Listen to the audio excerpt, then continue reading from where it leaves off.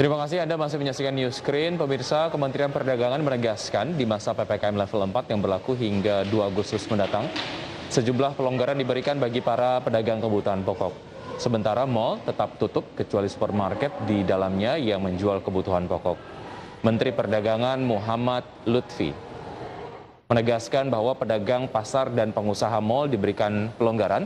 Pedagang dibolehkan menjual dagangannya dengan jam operasional yang dibatasi dan kapasitas pengunjung yang juga dibatasi hanya 50%. Sementara itu, mal tetap tutup kecuali supermarket, apotek, dan restoran yang berada di dalamnya diizinkan tetap buka dengan memperhatikan protokol kesehatan yang ketat. Dengan pelonggaran tersebut diharapkan roda perekonomian dapat terus berputar dan angka penyebaran COVID-19 bisa ditekan. Seluruh pasar di Jakarta boleh dibuka, pasar rakyat terutama dibuka sampai dengan jam 8 malam dengan kapasitas pasar 50%. Di Jawa Barat, Bapak dan Ibu, batas operasi adalah sampai jam 8 malam, kapasitas 50% dari pasar, tetapi khusus di Kota Bandung itu dibuka pada pukul 4 sampai jam 10 pagi, di Bogor jam 5 sampai pukul 16. Di Jawa Tengah juga begitu, itu dibuka. Sementara itu, pemberlakuan pembatasan kegiatan masyarakat level 4 dipastikan turut menurunkan potensi pendapatan kalangan pengusaha pusat perbelanjaan. Asosiasi Pengelola Pusat Belanja Indonesia atau APPBI memperkirakan pihaknya mengalami kerugian hingga 5 triliun rupiah per bulan akibat hilangnya potensi pendapatan sewa dan jasa. PPKM level 4 dipastikan akan semakin menekan kondisi pusat perbelanjaan di Indonesia. Ketua Umum Asosiasi Pengelola Pusat Belanja Indonesia, Alfonsus Wijaya, mengatakan bahwa penerapan perpanjangan PPKM level 4 akan semakin memberatkan kinerja keuangan anggota APPBI. Pihaknya pun meminta pemerintah setidaknya mengeluarkan aturan keringanan, penghapusan sementara pajak bumi dan bangunan, pajak reklame, dan pajak retribusi lainnya yang bersifat tetap untuk menyelamatkan keberlangsungan usaha. APPBI memperkirakan sekitar 350 anggota pusat perbelanjaan di seluruh Indonesia telah kehilangan potensi total pendapatan 5 triliun rupiah per bulan akibat kebijakan PPKM level 4. Pendapatan dari sewa dan juga pendapatan dari service charge, jadi itu 5 triliun itu adalah potensi pendapatan pusat perbelanjaan dari sewa dan service charge yang berpotensi hilang selama penutupan. Jadi 1 bulan itu kurang lebih 5 triliun dari 350 pusat perbelanjaan yang berada di Indonesia. Jadi kalau pusat perbelanjaan ditutup 2 bulan, berarti akan kehilangan potensi kehilangan itu adalah sekitar.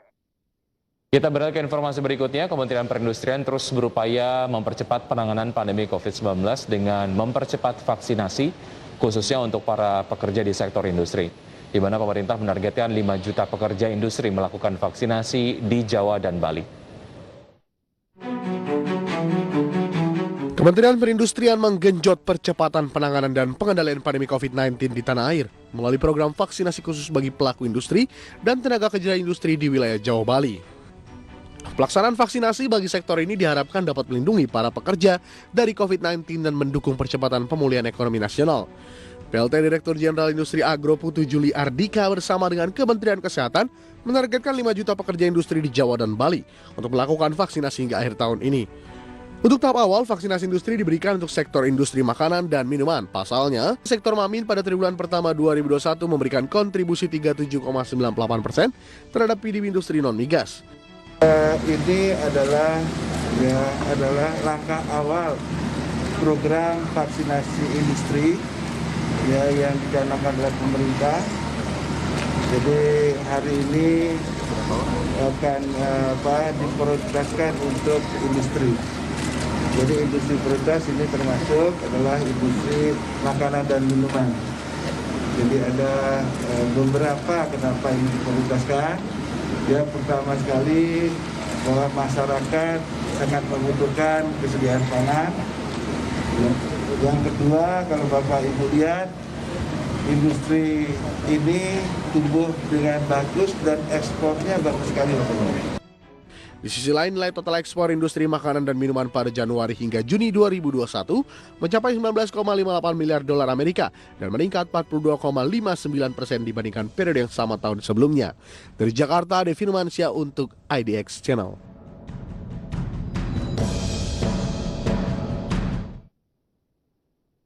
Ya, berikutnya pemirsa, Kementerian Lingkungan Hidup dan Kehutanan mengungkapkan jumlah limbah medis COVID-19 mencapai 18.460 ton. Presiden Joko Widodo menginstruksikan kementeriannya untuk memusnahkan limbah medis COVID-19 yang tergolong berbahaya dan beracun agar tidak membahayakan kesehatan masyarakat.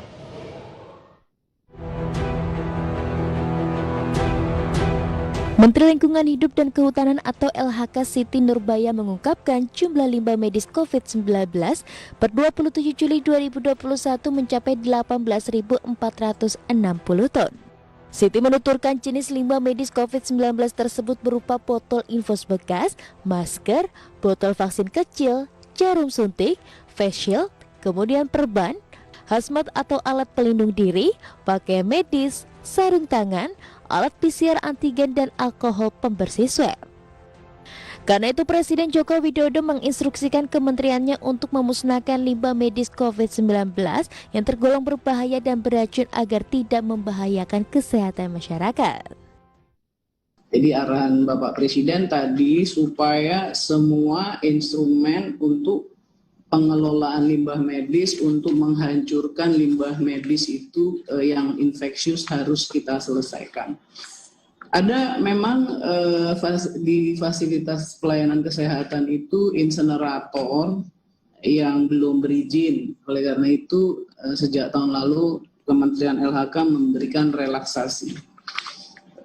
Jadi selain izin dipercepat, juga relaksasinya bahwa insenerator yang belum punya izin itu diperbolehkan beroperasi dengan syarat bahwa suhunya 800 derajat Celcius dan terus diawasi oleh Kementerian LHK. Pemerintah pun menganggarkan 1,3 triliun rupiah untuk menangani persoalan tersebut. Dana tersebut bersumber dari dana bagi hasil atau DBH, dana alokasi umum atau DAU, dana alokasi khusus atau DAK, atau dana satuan tugas penanganan COVID-19. Dana itu nantinya digunakan untuk menyediakan alat-alat pemusnahan limbah seperti insinerator atau shredder. Dari Jakarta, Tim Liputan IDX Channel. Ya, sementara itu menurut Kepala Badan Riset dan Inovasi Nasional atau BRIN, Laksana Tri Handoko, kebutuhan teknologi pengolahan limbah medis terus meningkat bersamaan dengan bertambahnya pasien COVID-19. Oleh karena itu dibutuhkan pengembangan teknologi guna membantu peningkatan jumlah kapasitas pengolahan limbah medis secara signifikan. Laksana Tri Handoko mengaku bahwa saat ini ketersediaan fasilitas pengelolaan limbah medis di Indonesia masih belum merata. Tercatat sebanyak 4,1% dari total rumah sakit yang memiliki insinerator berizin dan Indonesia hanya memiliki 20 pelaku usaha pengolahan limbah medis yang terpusat di Pulau Jawa. Pihaknya mengusulkan sejumlah teknologi daur ulang limbah medis yang berpotensi memunculkan nilai tambah secara ekonomi. Salah satu teknologi yang dikembangkan BRIN adalah alat daur ulang jarum suntik yang bisa menghasilkan residu berupa stainless steel murni. Selain itu terdapat pula alat daur ulang plastik medis yang dapat digunakan untuk mengolah limbah alat pelindung diri atau APD dan masker. Beberapa teknologi untuk daur ulang, ya, daur ulang limbah medis yang berpotensi untuk memunculkan nilai tambah, memunculkan ekonomi baru, yang tentu itu akan dapat meningkatkan kepatuhan, ya, kepatuhan para katakanlah vaskes kesehatan yang menghasilkan limbah, karena ada insentif finansial ya dari sisi bisnis akibat. Ya, bisa tetaplah bersama kami, usai jeda kami akan segera kembali.